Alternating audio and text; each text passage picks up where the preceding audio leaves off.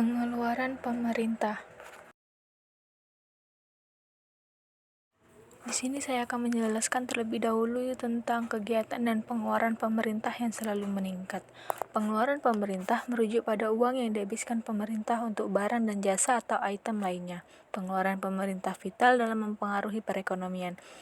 Itu membentuk permintaan agregat selain konsumsi rumah tangga, investasi bisnis, dan ekspor neto, sehingga perubahannya akan mempengaruhi perekonomian. Ketika itu meningkat, permintaan agregat meningkat dan kita mengharapkan perekonomian tumbuh lebih tinggi. Sebaliknya, ketika pemerintah memangkas pengeluarannya, permintaan agregat menurun, begitu juga dengan perekonomian. Pengeluaran pemerintah esensial bagi perekonomian. Ada beberapa alasan yang menjelaskannya, yaitu yang pertama, itu vital untuk menyediakan layanan publik di mana swasta tidak bersedia atau tidak layak secara komersial untuk terlibat.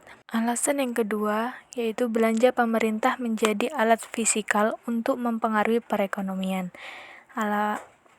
Alasan yang ketiga, yaitu belanja pemerintah esensial untuk mendukung mereka yang secara ekonomi kurang mampu. Alasan yang keempat, pengeluaran pemerintah penting untuk meningkatkan kapasitas produktif perekonomian.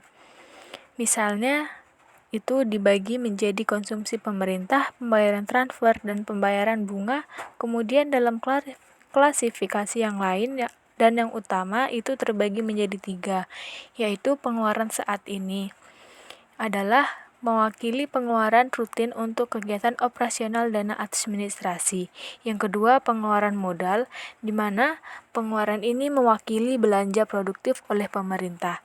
Yang ketiga, pembayaran transfer adalah pembayaran moneter ke sektor swasta tanpa melibatkan pertukaran barang dan jasa. Materi yang kedua yaitu sebab-sebab meningkatnya pengeluaran negara. Terdapat 4 faktor yang menyebabkan peningkatan pengeluaran negara, yaitu yang pertama pertumbuhan ekonomi. Semakin tinggi pertumbuhan ekonomi suatu negara, maka semakin besar pula pengeluaran pemerintah. Hal ini karena semakin tinggi pertumbuhan ekonomi, semakin besar pula kebutuhan infrastruktur dan layanan publik yang harus disediakan oleh pemerintah. Faktor yang kedua yaitu proyeksi jumlah pajak yang diterima. Jumlah pajak yang diterima, pemerintah dapat mempengaruhi besarnya pengeluaran pemerintah. Semakin tinggi jumlah pajak yang diterima, semakin besar pula pengeluaran pemerintah. Yang ketiga yaitu tujuan-tujuan ekonomi yang akan dicapai. Tujuan ekonomi yang ingin dicapai oleh pemerintah juga dapat mengambil besarnya pengeluaran pemerintah. Misalnya, jika pemerintah ingin meningkatkan sektor pendidikan, maka pengeluaran pemerintah untuk sektor pendidikan akan meningkat. Yang keempat, pembangunan daerah, di mana pembangunan daerah ini berguna untuk dapat mempengaruhi besarnya pengeluaran pemerintah secara keseluruhan. Semakin besar pembangunan daerah yang dilakukan oleh pemerintah, maka semakin besar pula pengeluaran pemerintah. Dari beberapa faktor di atas dapat disimpulkan bahwa pertumbuhan ekonomi merupakan faktor utama yang mempengaruhi peningkatan pengeluaran pemerintah. Semakin tinggi pertumbuhan ekonomi, semakin besar pula kebutuhan infrastruktur dan layanan publik yang harus disediakan oleh pemerintah, sehingga pengeluaran pemerintah akan meningkat. Namun, faktor-faktor lain seperti proyeksi jumlah pajak yang diterima dan tujuan ekonomi yang ingin dicapai juga dapat mempengaruhi besarnya pengeluaran pemerintah.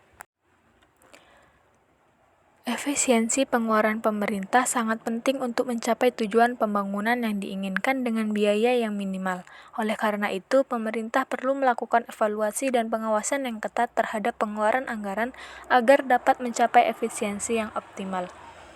Efisiensi dalam pengeluaran negara adalah kemampuan pemerintah untuk mengalokasikan anggaran secara efektif dan efisien untuk mencapai tujuan yang diinginkan. Pemerintah Indonesia telah melakukan beberapa langkah untuk meningkatkan efisiensi dalam pengeluaran pemerintah. Beberapa langkah diantaranya yaitu yang pertama mengidentifikasi kondisi yang ada dan kondisi ideal yang telah ditetapkan. Yang kedua menetapkan skala prioritas. Yang ketiga penajaman peran person in charge atau pitch anggaran. Yang 4 yaitu penyusunan analisis kebutuhan yang komprehensif.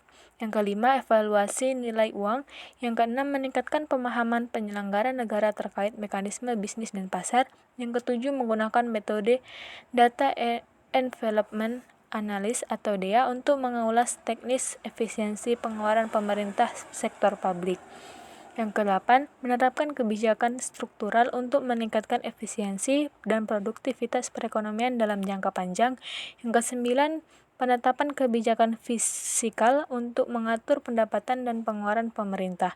Ke-10, menerapkan kebijakan moneter untuk mengatur jumlah uang yang beredar di masyarakat. Yang ke-11, meningkatkan kurikulum diklat yang ada pada instansi pemerintahan dengan memasukkan materi bisnis yang membahas tentang strategi. Yang selanjutnya, meningkatkan pemahaman penyelenggara negara terkait mekanisme bisnis dan pasar. Yang selanjutnya, meningkatkan kualitas perencanaan pengadaan tanah dan proyek strategis nasional. Yang selanjutnya, menganalisis tingkat efisiensi relatif dalam teknis biaya belanja dan teknis sistem pelayanan kesehatan serta meningkatkan efisiensi dalam pengeluaran pemerintah bidang pendidikan dan bidang kesehatan di kabupaten kota. Materi yang selanjutnya yaitu pedoman bagi kebijakan negara. Pedoman bagi kebijakan pemerintah adalah suatu pedoman yang digunakan oleh pemerintah dalam merumuskan, mengimplementasi, menyebarkan kinerja kebijakan, dan merevisi kebijakan publik. Kebijakan ini mencoba memaparkan dua hal penting dalam perumusan kebijakan lain, yaitu aspek teknis dan aspek praktik perumusan kebijakan di Indonesia.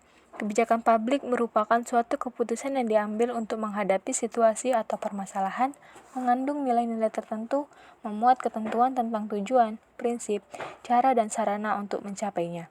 Oleh karena itu, kemampuan dan pemahaman yang memadai dari pembuat kebijakan terhadap proses pembuatan kebijakan menjadi sangat penting bagi terwujudnya kebijakan publik yang cepat, tepat, dan memadai. Pemerintah harus mengikuti pedoman dan prinsip dalam merencanakan dan melaksanakan belanja mereka agar belanja tersebut efektif dan efisien serta sesuai dengan rencana pembangunan jangka menengah nasional. Berikut adalah beberapa langkah pedoman dan prinsip yang diikuti oleh pemerintah dalam merencanakan dan melaksanakan pengeluaran mereka. Yang pertama yaitu APBN. Anggaran pendapatan belanja negara harus diwujudkan secara efektif dan efisien. Rencana Pembangunan Jangka Menengah Nasional atau RPJMN harus diperhatikan dalam perencanaan pembangunan. Yang ketiga, perencanaan pembangunan desa harus dimulai dari proses perencanaan desa yang baik dan diikuti dengan tata kelola program yang baik. Yang keempat, pemerintah harus menyelenggarakan pengelolaan keuangan negara secara tertib dan taat pada peraturan. Yang kelima, pemerintah harus mengikuti peraturan dan tata cara penyusunan, pengendalian, dan evaluasi pelaksanaan rencana pembangunan daerah. Yang keenam, pemerintah harus menjalankan prinsip PBJP atau pengadaan barang jasa pemerintah dengan etika yang baik. Materi yang selanjutnya yaitu kebijakan subsidi. Subsidi merupakan instrumen kebijakan fiskal yang digunakan pemerintah untuk menjaga akses perekonomian dan pembangunan. Kebijakan pemerintah dalam merespon pandemi COVID-19 berdampak pada belanja subsidi. Subsidi dalam APBN dapat dikelompokkan menjadi beberapa kategori. Pemerintah telah meningkatkan anggaran subsidi dan kompensasi BBM pada tahun 2022 lebih dari 3 kali lipat dibanding tahun sebelumnya. Kebijakan subsidi dapat mempengaruhi pengeluaran pemerintah dan perekonomian secara keseluruhan dengan cara sebagai berikut. Yang pertama yaitu meningkatkan pengeluaran pemerintah, yang kedua menurunkan pendapatan pemerintah, yang ketiga meningkatkan daya beli masyarakat, yang keempat meningkatkan pertumbuhan ekonomi, yang kelima menurunkan efisiensi. Dengan demikian, kebijakan subsidi dapat mempengaruhi pengeluaran pemerintah dan perekonomian secara keseluruhan dengan dampak yang berbeda-beda, tergantung pada sektor yang disubsidi dan kondisi perekonomian yang ada. Materi yang selanjutnya yaitu klasifikasi pengeluaran pemerintah. Pengeluaran pemerintah adalah semua pengeluaran yang dilakukan oleh pemerintah untuk membiayai kegiatan dan program yang telah direncanakan. Berikut beberapa klasifikasi pengeluaran pemerintah yang dapat ditemukan. Yang pertama yaitu belanja pegawai, yaitu sebuah pengeluaran untuk membayar gaji, tunjangan, dan biaya lainnya yang berkaitan dengan pegawai negeri sipil atau aparatur sipil negara. Yang kedua, belanja barang, yaitu sebuah pengeluaran untuk membeli barang yang akan digunakan dalam kegiatan pemerintah seperti peralatan kantor, kendaraan, dan lain-lain. Yang ketiga, belanja modal, yaitu sebuah pengeluaran untuk membeli aset tetap seperti tanah, bangunan, dan mesin-mesin yang akan digunakan dalam jangka panjang. Yang keempat, belanja subsidi, yaitu sebuah pengeluaran untuk memberikan subsidi kepada masyarakat atau sektor tertentu seperti subsidi energi, subsidi bahan pangan, dan lain-lain. Yang kelima, belanja transfer, yaitu sebuah pengeluaran untuk memberikan transfer ke daerah atau pihak lain seperti dana desa, dana kelurahan, dan lain-lain. Yang keenam, belanja bantuan sosial, yaitu sebuah pengeluaran untuk memberikan bantuan sosial kepada masyarakat yang membutuhkan seperti bantuan pangan, bantuan pendidikan, dan lain-lain. Yang ketujuh, belanja lain-lain, yaitu belanja yang tidak termasuk dalam kategori-kategori di atas seperti belanja untuk membayar hutang, belanja untuk membiayai kegiatan politik, dan lain-lain. Terdapat beberapa klasifikasi pengeluaran pemerintah yang lebih spesifik, yaitu belanja lain-lain, dana cadangan, dan resiko fiskal, pengeluaran anggaran untuk pembayaran kewajiban pemerintah yang bersifat prioritas nasional bidang ekonomi dan jika tidak dilakukan akan berdampak pada pencapaian target nasional. Yang kedua yaitu belanja lain-lain tanggap darurat. Pengeluaran anggaran untuk pembayaran kewajiban pemerintah yang terkait dengan peristiwa atau kondisi negara yang bersifat darurat dan perlu penanganan segera. Yang ketiga, belanja lain-lain untuk membiayai tugas Menteri Keuangan sebagai bendahara umum negara, yang artinya pengeluaran anggaran untuk pembayaran kewajiban pemerintah yang terkait dengan tugas Menteri Keuangan sebagai bendahara umum negara. Yang keempat, belanja lain-lain transfer daerah, yang artinya pengeluaran negara yang dialokasikan ke daerah untuk pendanaan. Terdapat tabel anggaran belanja pemerintah pusat berdasarkan fungsi yang dapat diakses melalui fitur tabel dinamis. Tabel tersebut mencakup berbagai fungsi seperti pendidikan, kesehatan, infrastruktur, dan lain-lain. Terdapat beberapa jenis pengeluaran pemerintah yang dapat dikurung menjadi 3 kategori, yaitu pengeluaran pemerintah untuk membiayai barang dan jasa, pengeluaran pemerintah untuk gaji pegawai, pengeluaran pemerintah untuk transfer pembayaran. Dari materi yang saya sampaikan tadi dapat ditarik kesimpulan bahwa pengeluaran pemerintah adalah bagian dari kebijakan fiskal, yaitu suatu tindakan pemerintah untuk mengatur jalannya perekonomian dengan cara menentukan besarnya penerimaan dan pengeluaran pemerintah setiap tahunnya yang mencerminkan dalam dokumen anggaran pendapatan belanja negara atau APBN untuk nasional dan negara pendapatan belanja daerah atau APBD untuk daerah. Ada beberapa hal yang menyebabkan meningkatnya pengeluaran pemerintah, yaitu tuntutan peningkatan perlindungan keamanan dan pertahanan, kenaikan tingkat pendapatan masyarakat, urbanisasi yang mengiringi pertumbuhan ekonomi, perkembangan demokratis, ketidakefisienan birokrasi, pemborosan dan korupsi, serta perubahan iklim. Program kesejahteraan sosial. Subsidi merupakan salah satu instrumen kebijakan fiskal yang dilakukan pemerintah dalam rangka menjaga pemerataan terhadap akses ekonomi dan pembangunan. Fungsi subsidi adalah melakukan koreksi terhadap ketidaksempurnaan pasar. Pengeluaran pemerintah Indonesia terdiri atas pengeluaran rutin dan pengeluaran pembangunan.